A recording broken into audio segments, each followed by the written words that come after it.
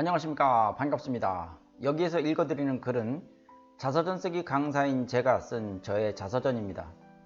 책 제목은 자서전 쓰기 강사가 쓴 자서전이고요. 제가 살아온 이야기를 담은 책입니다. 이 글을 읽어드리는 데는 이유가 있습니다. 본인의 자서전을 쓰려고 하시는 분들은 많은데 실제로 어떻게 자서전을 써야 하는지 몰라서 궁금해 하십니다. 그래서 자서전 쓰기 강사인 제가 쓴 자서전을 소개해드리면 많은 분들에게 참고가 될 것이라고 생각합니다. 글쓰기에 정답은 없습니다만 제가 쓴 자서전을 함께 읽어보시면서 여러분의 자서전을 기획해 보시면 좋겠습니다.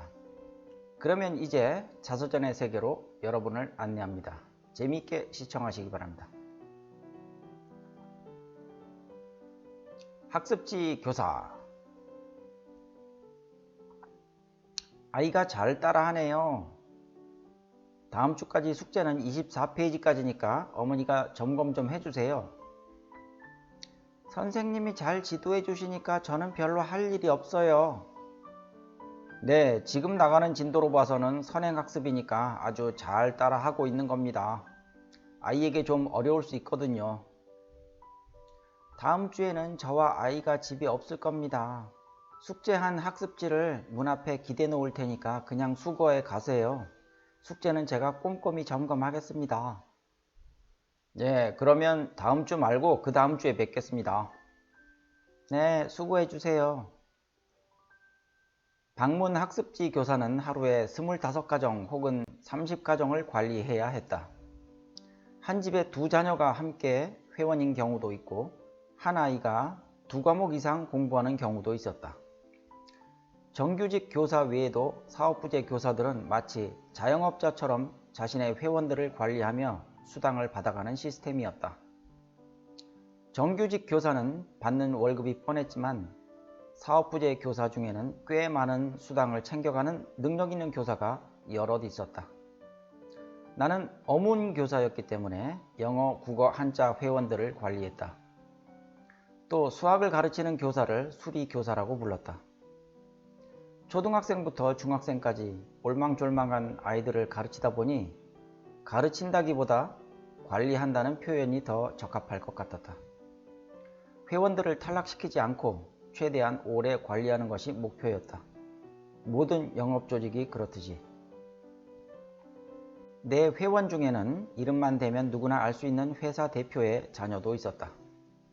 그 집은 주택가에 위치하고 있었는데 대지가 넓고 멋스러우며 집안의 분위기도 매우 온화하고 정감이 넘쳐 흘렀다. 아이의 어머니는 젊고 예쁘고 친절했다. 그 당시엔 가정집에서 에어컨을 트는 경우가 흔치 않았던 때라 여름에 그 집에 방문할 때면 에어컨 바람을 맞을 수 있겠다는 기대를 했던 기억이 난다.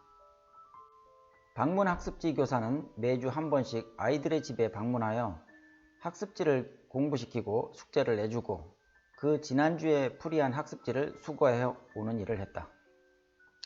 아파트에 사는 아이들을 관리할 때는 그다지 이동거리가 많지 않지만 주택에 사는 아이들을 관리하려 치면 다리가 너덜거릴 정도로 걸을 각오를 해야 했다. 그러니 주 초에는 쌩쌩하던 다리가 주말에 가까워지면서 후들거리는 것은 어쩔 수 없었다. 겨울에는 따뜻하게 입고 다니면 그래도 좀 견딜만 했지만 여름이 문제였다. 이 집에서 저 집으로 이동하면 걸을 때는 약간의 바람을 맞으니 그나마 견딜만 해도 도착해서 자리에 앉는 순간 머리끝에서부터 땀이 비오듯 했다.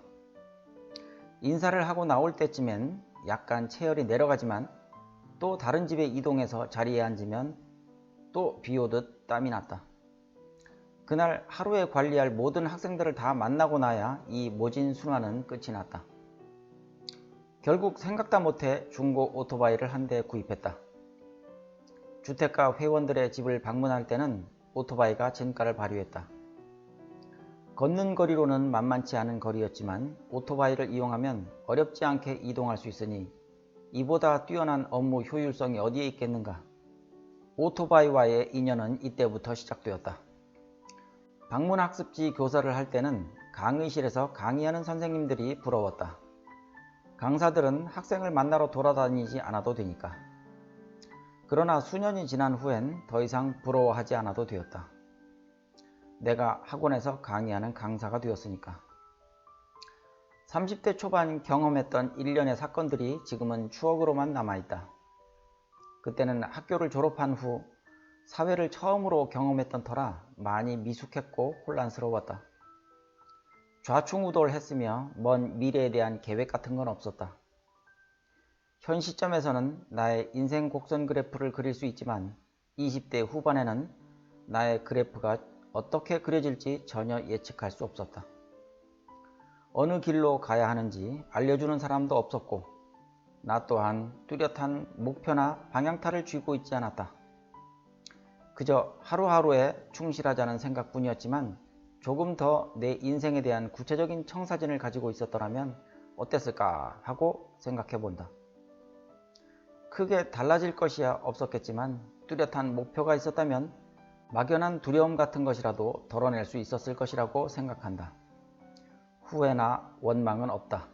난 그저 최선이라고 생각하는 길을 걸어왔을 뿐이니까. 네, 오늘 영상 재미있었나요? 글 내용에 공감하셨다면 구독과 좋아요를 눌러주시면 감사하겠습니다. 저는 다음 영상에서 또 찾아뵙겠습니다. 감사합니다.